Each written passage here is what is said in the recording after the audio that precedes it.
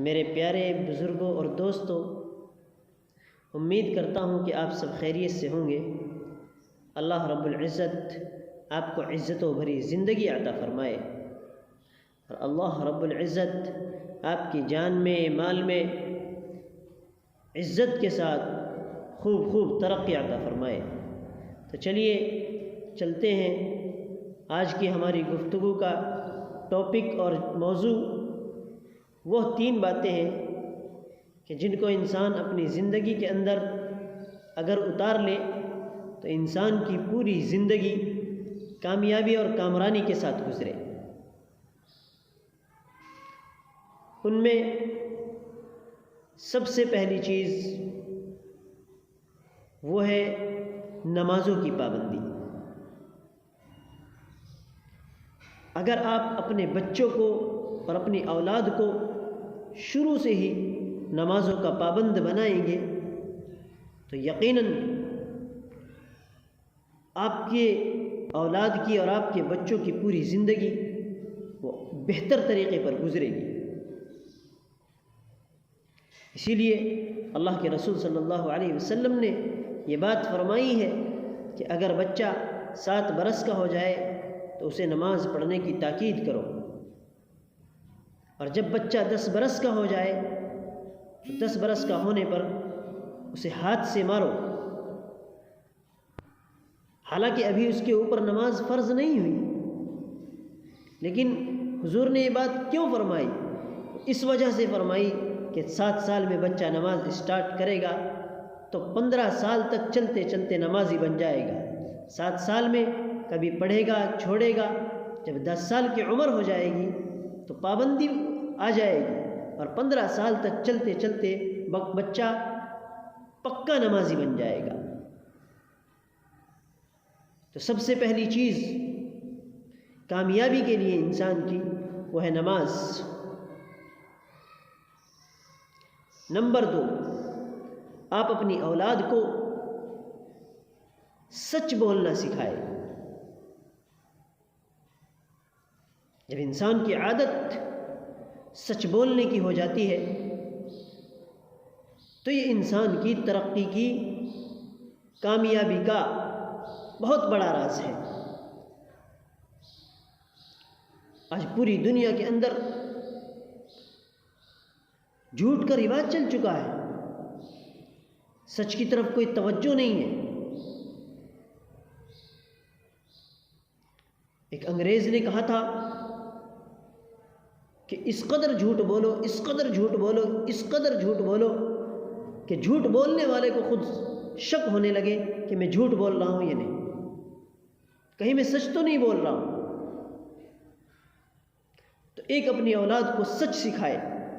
جب آپ کی اولاد کی زندگی میں سچ کی عادت پڑے گی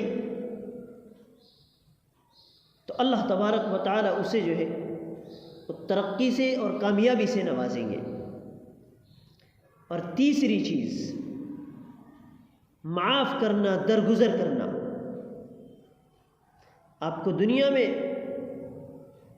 بڑی بڑی پریشانیوں سے گزرنا پڑے گا، بڑی بڑی مشکلات سے گزرنا پڑے گا۔ کبھی رشتہ دار ناراض ہوں گے، کہیں ماں باپ ناراض ہوں گے، کہیں بیوی ناراض ہوگی، کہیں اولاد ناراض ہوگی، کہیں بہن بھائی ناراض ہوں گے۔ لیکن اگر آپ کی زندگی کے اندر درگزر کا مادہ ہے، صبر کا مادہ ہے، معاف کرنے کا مادہ ہے، تو اللہ تبارک و تعالی ایک دن ایسا آئے گا، اللہ تبارک و تعالی آپ کی زندگی کو بدل دیں گے، اور اس صبر کے نتیجے میں اللہ آپ کو وہ پھل عطا فرمائیں گے جس کا ذائقہ آپ نے کبھی چکھا نہیں ہوگا۔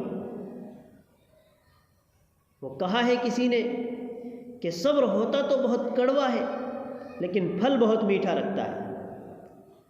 تو یہ 3 باتیں ہیں، اگر کوئی ان کو اپنی زندگی میں اتار لے، اپنی اولاد کی زندگی میں اتار لے